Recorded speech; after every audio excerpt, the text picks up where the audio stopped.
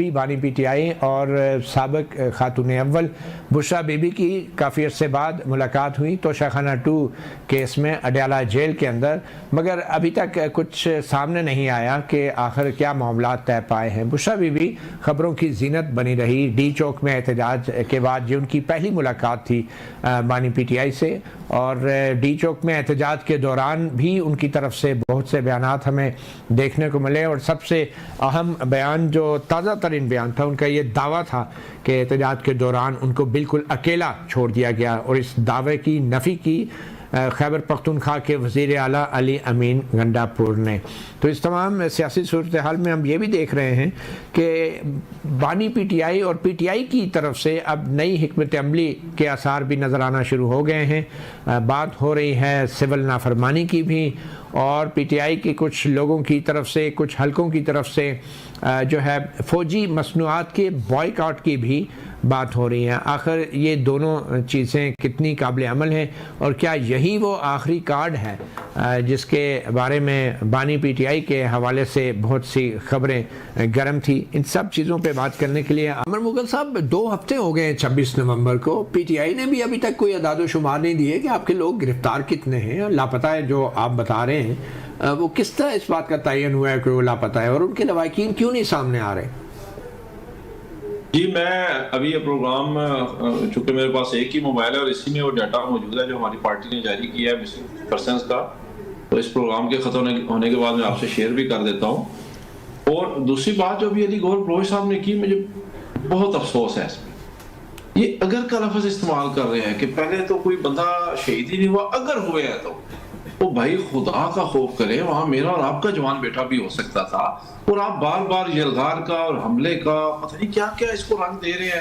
تو کیا تحریک انصاف کے کوئی کارکنان کے پاس کوئی بندوقیں تھیں، کوئی ان کے پاس رائفلز تھیں، کوئی AK-47 تھی، کوئی یہ راکٹ لانچر لے کے آ رہے تھے جس طرح کہ آپ کے آئی جی نے اپنے پاس سے اسلحہ اکٹھا کر کے دکھا دیا؟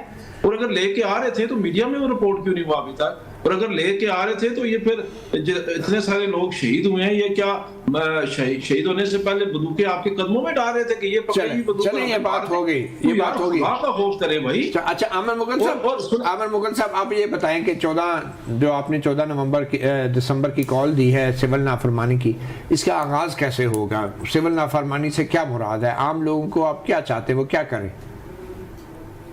لیکن سر اس کی جو ڈیٹیلز ہیں وہ تو خیر پارٹی نے بتانی ہے ابھی کہ ہم کس لیول تک اور کس حد تک جائیں گے، لیکن اس میں جو ممکنات ہیں وہ یہ ہیں کہ جو ہمارے بیرون ملک پاکستانی ہیں ہم ان کو یہ بھی کہہ سکتے ہیں کہ آپ ترسیلات زر جو ہیں جو ریمیٹنس بھیجتے ہیں اس میں کمی کر دیں، جو پاکستان کی گورنمنٹ کی جتنی بھی ان کے چیزیں ہیں ہم ان کا بھی بائیکاٹ کا اعلان کر سکتے ہیں۔ تو ابھی اس میں کوئی چیزیں ظاہر ہے اس پہ ڈسکشن ہو رہی ہے ہماری انٹرنل، اور اس پہ طے کیا جا رہا ہے، اور خان صاحب کا آج آپ نے بیان سنا ہوگا، لیکن اس کا نقصان پارٹی کے عامر مغل صاحب اس کا نقصان ملک کو ہوگا یا حکومت کو ہوگا؟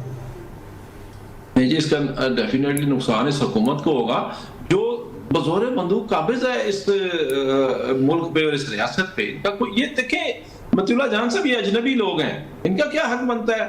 عوام نے ووٹ دیا عمران خان کو، عوام نے ووٹ دیا مجھے، عوام نے ووٹ دیا کسی اور کو، یہ واقع بزور بندوق قابض ہو گیا، اور قابض ہونے کے بعد ہم سے احتجاج کا حق بھی چھین لیا ہے۔ یہ چھوٹا بڑا سانحہ ہوا ہے 26 نومبر کو، اور بلوچ صاحب کہہ رہے ہیں کہ وہ شہداء کے دن ہیں۔ بھائی میرے حلقے کے 2 بندے شہید ہوئے ہیں، الیاس خان اور آپ بتا چکے ہیں۔ عامر صاحب یہ بتائیں کہ اب یہ جو فوجی مصنوعات کی بائیکاٹ کی باتیں ہو رہی ہیں یہ کتنا قابل عمل ہے پاکستان میں؟ کیونکہ میرا تو خیال میں اب کوئی ایسا شعبہ ہے نہیں کہ جہاں پہ یہ مصنوعات نہ ہوں، تو یہ کس چیز کا بائیکاٹ کریں گے آپ؟ دیکھیں بھائی صاحب میں آپ کو ایک بات بتاؤں، تحریک انصاف نے ابھی تک فوجی مصنوعات کے بائیکاٹ کا اعلان نہیں کیا۔ جن لوگوں نے کیا میں بھی دیکھتا رہتا ہوں سوشل میڈیا پہ، یہ انڈیویجول لوگوں کا اپنا فیصلہ ہے۔ ہم جب ان لوگوں سے بات کرتے ہیں کہ آپ نے کیوں کیا، تو کافی سے سوال ہوتا ہے کہ آپ نے گولی کیوں چلائی؟ تو ہمارے ایک بڑا اہم ریاستی ادارہ ہے پاک افواج، اس کو اپنا ڈسٹنس ثابت کرنا ہوگا اس ظالم اور جابر حکومت سے۔ میں آپ کو اپنی ذاتی گواہی دیتا ہوں بھائی، میں نے وہاں پہ رینجرز کو گولیاں چلاتے ہوئے دیکھا ہے، ساری دنیا نے دیکھا ہے۔ عامر مغل صاحب وہ بات آپ نے کر دی، یہ بتائیں نا کہ فوجی مصنوعات سے کیا مراد ہے؟ کیا ڈی ایچ اے میں جو پلاٹ پی ٹی آئی والوں کے ہیں یا آپ کے کارکنوں کے، وہ بھی آپ سرنڈر کریں گے یا کیا کریں گے؟ نہیں میں نے تو کہا ابھی تو تحریک انصاف نے ایسا کوئی فیصلہ کیا ہی نہیں فوجی مصنوعات کی بائیکاٹ کا.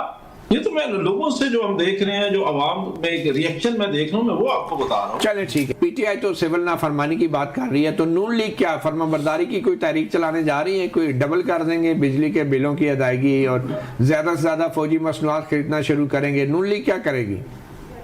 دیکھیں بات یہ ہے کہ جو یہ سول نافرمانی کی بات کر رہے ہیں تحریک کی, انہوں نے دھرنوں کے دوران بھی وہ بجلی اور گیس کے بل جلائے تھے اور اس وقت بھی ایک سول نافرمانی کی تحریک. مجھے یہ بتائیں, یہ کہتے ہیں جی کہ ہم نے جو ہے وہ باہر سے لوگ جو ہے وہ ریمیٹنس نہیں بھیجیں گے.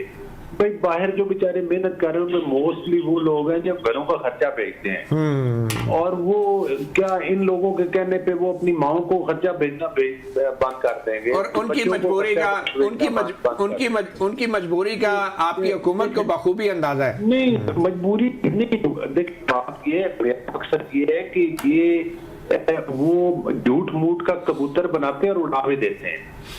تو مقصد یہ ہے کہ یہ اتنا جھوٹ بول لیں جتنا کچھ تسلیم بھی کر لیں اور بڑی خوشی سے چلائیں نا, اس کو کامیاب کر کے دکھائیں.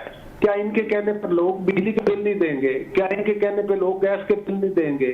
یہ کس دنیا میں رہتے اور کن ہواؤں میں یہ برباد کر رہے ہیں؟ ان کو اپنی طور پر پتہ چل جائے گا, اور وہی آپ کر رہے ہیں. پھر تنصیبات کا اور ساری چیزوں کا اگر انہوں نے بائیکاٹ کرنا ہے مصنوعات کا بھی, تو پھر وہ بات ہے کہ ان کے پلاٹس لینے بھی چھوڑ کرتے بیچ سارے تک پتہ تو چلے نا کہ سیل لگی ہوئی ہے, سارے لوگ اپنے پلاٹ ادھر سے بیچ کے کسی اور کالونی پہ لے رہے. تو یہ بات نہیں ہے, سیاسی بات کریں. اور جس طرح یہ احتجاج میں یہ کہہ رہے ہیں کہ ہمیں گولیاں ماریں گئی, جو آئی جی اسلام آباد نے, آر پی او راولپنڈی نے, ڈی پی او اٹک نے جو سینکڑوں کی تعداد میں اسلحہ پکڑ کے ٹیبل کے اوپر رکھ کے پریس کانفرنس کی جس میں کلیشن کو پر خطرناک ترین اسلحہ موجود تھا, وہ مطلب وہ اسلحہ کدھر سے آیا تھا؟ ویسے گور صاحب کیسے آیا تھا؟ یہ جو افغان بشیر کا آج تک ریکارڈ نادرا سے ویریفائی نہیں ہو سکا, وہ لوگ بھی پکڑے ہوئے ہیں. پھر انہوں نے جناب جی وہ ہمارے 1000 بندے لاپتہ ہے, 700 بندے. اچھا, وہ افغان باشندے جو ہیں ادھر احتجاج کے دوران ہی یہ افغان باشندے احتجاج کے دوران پکڑے گئے. پتہ چل گیا کہ علی گور صاحب وہ لاپتہ ہیں ان کے. یہ افغان باشندے احتجاج کے دوران پکڑے گئے اور یہ سارا اسلحہ جو ہے ادھر ڈی چوک سے برآمد ہوا ہے, یہ کیا کچھ بتانا چاہیں گے؟ بالکل جی, آپ گاڑیاں چھوڑ کے بھاگے ہیں, اسلحہ بھی پتہ کیا ہے, لوگوں کو گرفتار نہیں ہوئے. اچھا, 600 کا تو فگر پولیس نے دیا کہ جو ہم نے گرفتار کیا پتہ. اچھا, وہ جو افغانی ہیں جی ان میں کچھ افغانی بھی تھے. اچھا, جو مطلب جن کے وہ پاکستان کے ریکارڈ میں نہ ان کے آئی ڈی کارڈ ہے نہ کوئی چیز ہے, جن کی وہ ویریفیکیشن ہی نہیں ہو پا رہی. ٹھیک ثاقب بشیر صاحب, مقصد یہ ہے کہ یہ چورن. اور دوسری بات یہ ہے, کل تک جو جن کا لیڈر یہ کہتا رہا ہے کہ بھائی میں تو پوری عمر کے ایکسٹینشن دینے کے لیے تیار ہوں باجوہ صاحب کو, جی کس جمہوریت کی بات کرتے ہیں جو آر ٹی ایس سسٹم کے ذریعے خود اس کی پیداوار ہے. اور ویسے آپ نواز شریف, آپ کے لیڈر نواز شریف تو ایکسٹینشن کے خلاف ہے نا؟ نہیں, اور شہباز شریف بھی. مجھے یہ بتائیں مطیع اللہ جان صاحب, نہیں آپ کے لیڈر ایکسٹینشن کے خلاف ہے یا نہیں ہے؟ ان کے دور میں مجھے یہ بتائیں, جمہوریوں کے دور میں ٹی ایل پی کے لوگوں کو سیدھی گٹ پہ مار کے نہیں مارا گیا تھا. اس جماعت کے اوپر پابندی نہیں لگائی تھی انہوں نے دہشت گرد جماعت قرار دے کر. یہ کتنے جمہوری کسر تو آپ بھی نہیں چھوڑتے. آئین حفظ کیا ہوا ہے. علی گور صاحب ماڈل ٹاؤن کا واقعہ بھی سب کو یاد ہے. مسلط ہونا چاہتے ہیں دوبارہ پاکستان. علی گور صاحب ماڈل ٹاؤن کا واقعہ بھی آپ کو یاد ہے نا؟ تو اپنے دور میں کوئی بھی نہیں چھوڑتا.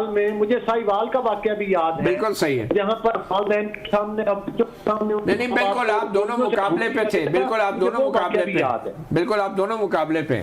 بہرحال ثاقب بشیر صاحب, اصل سوال اب یہ ہے آج کل کہ عمران خان کے خلاف جو ایک توقع تھی کہ کیسز کم ہوں گے یا وہ باہر کی طرف اڈیالہ جیل کے گیٹ کی طرف اب آ رہے ہیں, یہ کیسز تو بڑھتے ہی جا رہے ہیں. اب توشہ خانہ 2 کیس میں 190 ملین پاؤنڈ کیس کا آج دونوں یہ کیس اڈیالہ جیل میں ہوئے, ان میں کیا معاملات چل رہے ہیں؟ ایک تو 190 ملین پاؤنڈ کیس بڑا تیزی سے اپنے آخری مراحل کی طرف بڑھ رہا ہے. مطلب اس میں آج سوالات انہوں نے جوابات جمع کروا دیے ہیں, تھرسڈے کو دوبارہ ہیئرنگ ہو رہی ہے اور اس کے بعد اس میں دلائل ہونے دونوں طرف کے اور فیصلہ آنا ہے. تو اس کا مطلب ہے کہ یہ کیس بالکل اپنے اینڈ کی طرف ہے. توشہ خانہ 2 کیس میں فرد جرم عائد ہونی آج جو بشرا بی بی ہیں وہ 2-3 ہفتوں کے بعد آئی, آج فرد جرم عائد نہیں ہوئی، 12 کو شاید جب ہوگی. لیکن اس میں ایک اور انٹرسٹنگ پہلو یہ ہے کہ جی ایچ کیو حملہ کیس، جی ایچ کیو گیٹ پہ جو حملہ تھا اس کیس سے متعلق کل ہیئرنگ ہونے جا رہی ہے، اس پہ فرد جرم عائد ہو چکی ہے. اب جو پنڈی کے 9 مئی کے کیسز ہیں ان میں ایک کیس کو بڑی تیزی سے پراسیکیوشن جو ہے وہ آگے بڑھا رہی ہے، اور کل اس پہ باقی ملزمان تقریباً 88 ملزمان پہ فرد جرم عائد پہلے ہو چکی ہے، باقیوں پہ کل فرد جرم عائد ہونی ہے، اور پھر گواہوں کے بیانات اور اس کے بعد ٹرائل جو ہے وہ آگے بڑھنا ہے.